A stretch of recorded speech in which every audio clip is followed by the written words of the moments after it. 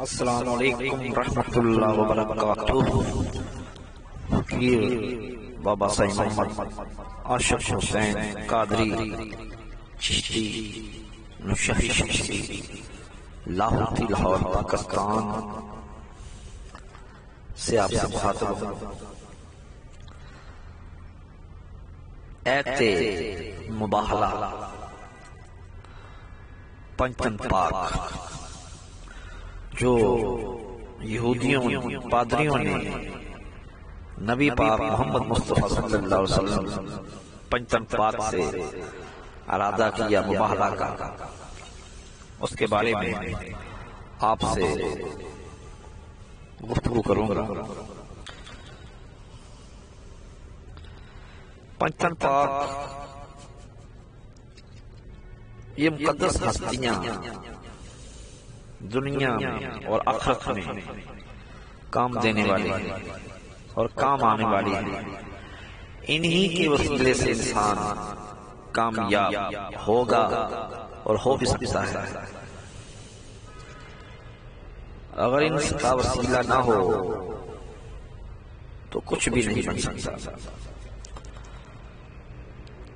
یہ 5 ہستیاں حضور نبی کریم حضرت محمد مصطفیٰ صلی اللہ علیہ وسلم ہیں، اور حضرت سیدنا علی ابن ابی طالب علیہ السلام ہیں، اور حضرت سیدنا فاطمہ الزہرا سلام اللہ علیہ، حضرت سیدنا امام حسن علیہ السلام ہیں، پھر حضرت امام حسین علیہ السلام ہیں۔ یہ 5 تن جن کو بولتے ہیں۔ آل عمران کی سورۃ آل عمران ہے۔ اے محبوب، پھر اے محبوب جو تم سے عیسیٰ علیہ السلام کے بارے میں حجت کریں بعد اس کے کہ تمہیں علم آ چکا، تو ان سے فرما دو او ہم بلائیں اپنے بیٹے اور تمہارے بیٹے اور اپنی عورتیں اور تمہاری عورتیں اور اپنی جانیں اور تمہاری جانیں، پھر مباہلہ کریں تو جھوٹوں پر اللہ کی لعنت ڈالیں۔ کنز الایمان، یہ قرآن کی سورت کا آل عمران کا ترجمہ ہے۔ شان نزول اور تفصیلی بیان۔ یہ آیت کریمہ نجران کے یہودیوں کے متعلق نازل ہوئی، جو پیغمبر اسلام حضرت محمد مصطفیٰ صلی اللہ علیہ وسلم سے حضرت عیسیٰ علیہ السلام کے متعلق بحث کرنے آئے تھے۔ نجران مکہ معظمہ سے جانب یمن 7 منزل کے فاصلے پر ایک بڑا وسیع و عریض شہر ہے، جو بجز ان بن زید بن یشجب بن یرب کے نام سے مسموم ہے۔ یہ شہر ملک عرب میں عیسائی مذہب کا بہت بڑا مرکز تھا، اور 73 گاؤں اس سے متعلق تھے۔ یہاں ایک عظیم گرجا تھا، چرچ تھا، جس کو عیسائی کعبہ کہتے تھے۔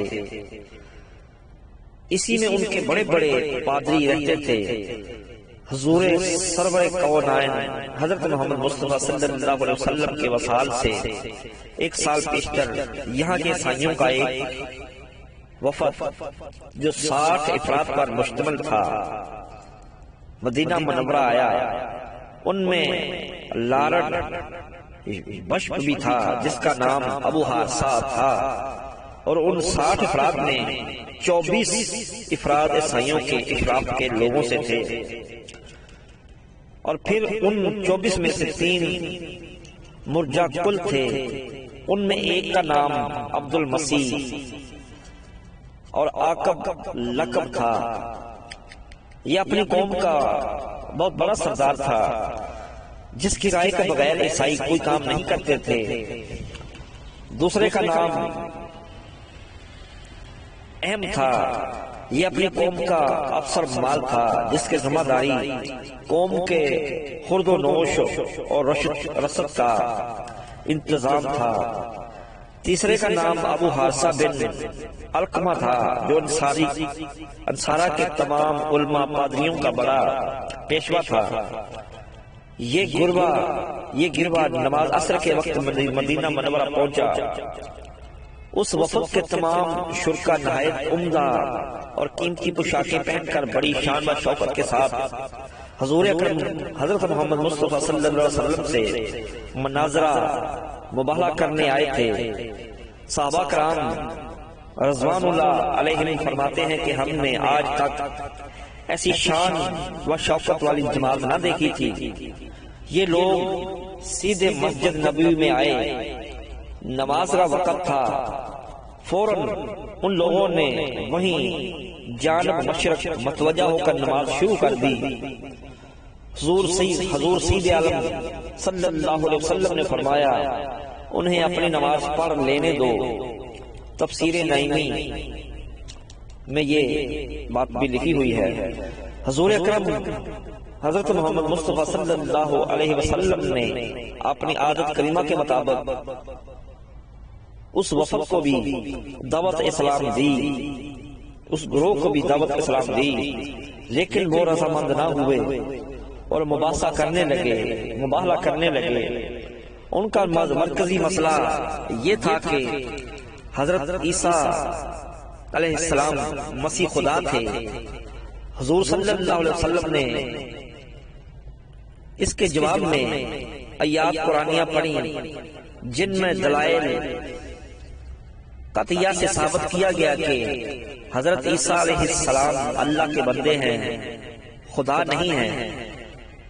بلا باپ کے پیدا ہونا اس بات کی دلیل نہیں کہ وہ خدا ہے۔ آخر حضرت آدم علیہ السلام بھی تو بن ماں باپ کے پیدا کیے گئے تھے، تو جب انہیں اللہ کی مخلوق اور اس کا بندہ مانتے ہیں تو حضرت عیسیٰ علیہ السلام کو اللہ کی مخلوق اور اس کا بندہ مانتے ہو، تو حضرت عیسیٰ علیہ السلام کو اللہ کی مخلوق اور بندہ ماننے میں کیا تعجب درکار ہے اور کیا رکاوٹ ہے، جبکہ حضرت عیسیٰ علیہ السلام کا تو حضرت مریم سے پیدا ہونا بھی ثابت ہے، لیکن حضرت باب آدم کا تو ماں بھی کوئی نہیں، باپ بھی کوئی نہیں، ہم اس کو بھی اللہ کا بندہ مانتے ہیں۔ لیکن عیسائیوں کا یہ وفد دلائل قاطع سننے کے باوجود اپنی ضد پر قائم رہا، تو اللہ تبارک و تعالیٰ نے اپنے محبوب پاک صلی اللہ علیہ وسلم پر ان آیات مباہلہ کو نازل فرمایا اور ارشاد باری تعالیٰ ہوا کہ اے محبوب ان سے فرما دیجئے کہ اگر تم اپنے دعوے میں سچے ہو تو آؤ ہم اور تم اپنے بال بچوں کو لے کر اللہ تعالیٰ کے سامنے دعا کریں کہ جو اپنے دعوے میں جھوٹا ہو اس پر اللہ تعالیٰ کی لعنت ہو اور وہ عذاب خدا بندی کا مستحق بنے۔ اہل اسلام اس کو مباہلہ کے نام سے یاد کرتے ہیں۔ اس حکم مبارک کے بعد وفد کے علماء انصارہ نے حضور علیہ السلام سے ایک دن کی مہلت مانگی کہ ہم کل آپ کو اس کا جواب دیں گے۔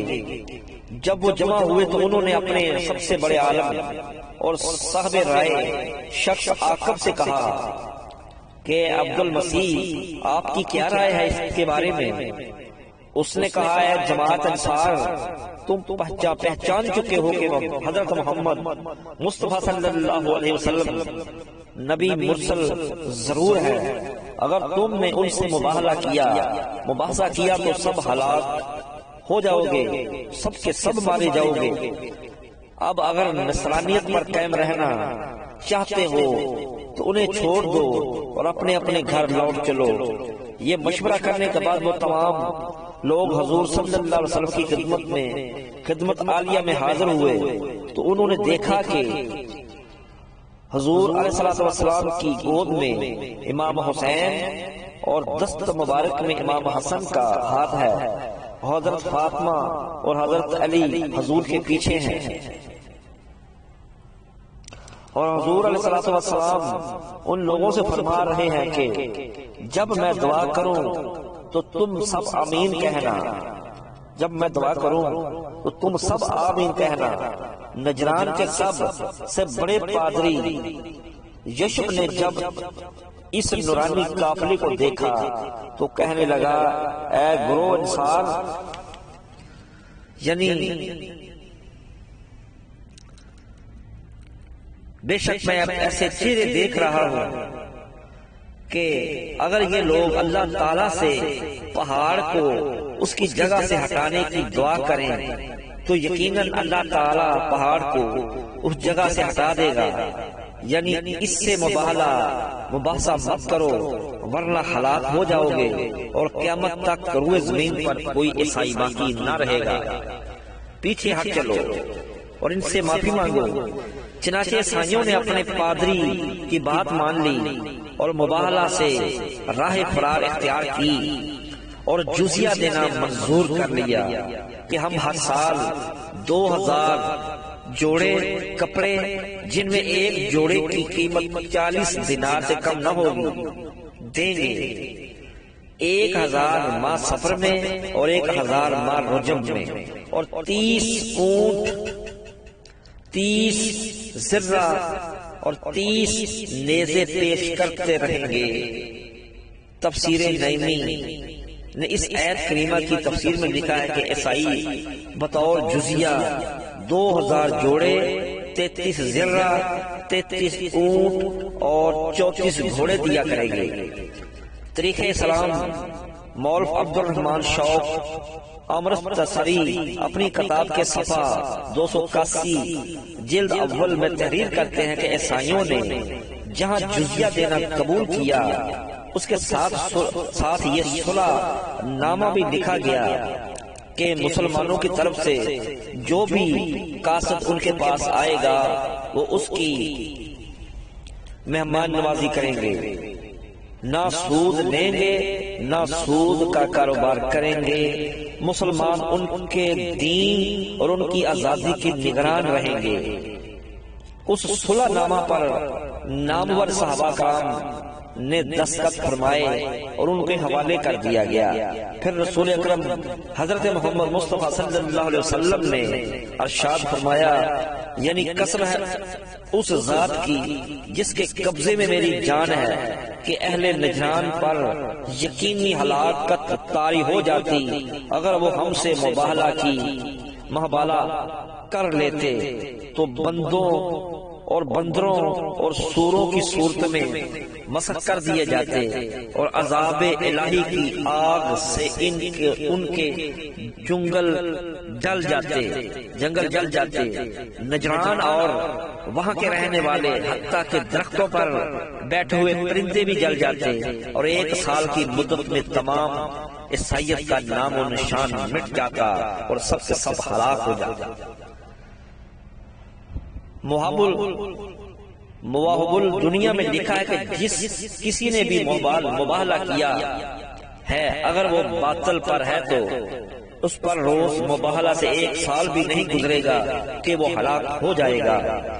خصائص کبرا جلد 2 میں 43 پر ایک حدیث پاک حضرت ابو نعیم کے حوالے سے تحریر فرمائی ہے کہ حضور نبی کریم صلی اللہ علیہ وسلم نے ارشاد فرمایا کہ اہل نجران کی ہلاکت کی خبر دینے والا آ گیا تھا، حتیٰ کہ پرندے بھی ان کی ہلاکت کی خبر دے رہے تھے، اگر وہ مباہلہ کرتے تو ہلاک ہو جاتے۔ صحیح مسلم شریف میں اور صاحب مراجعۃ المناجی نے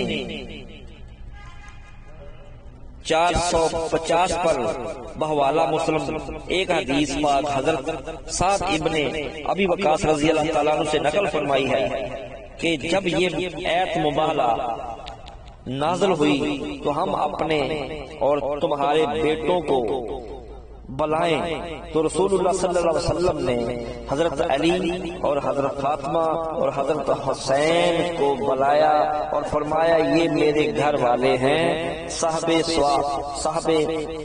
سواق المحرقہ نے 524 پر کشاف کے حوالے سے لکھا ہے کہ اس سے بڑھ کر چادر والوں کی فضیلت کی کوئی دلیل، کوئی کبھی دلیل نہیں، اور وہ حضرت علی، حضرت فاطمہ اور حضرت حسین کریمین میں ہیں، کیونکہ جب یہ آیت نازل ہوئی تو حضور علیہ الصلوۃ والسلام نے انہیں بلایا اور حسین اور حسن کو گود میں لیا، حسن کا ہاتھ پکڑا اور حضرت فاطمہ اور حضرت علی آپ کے پیچھے تھے۔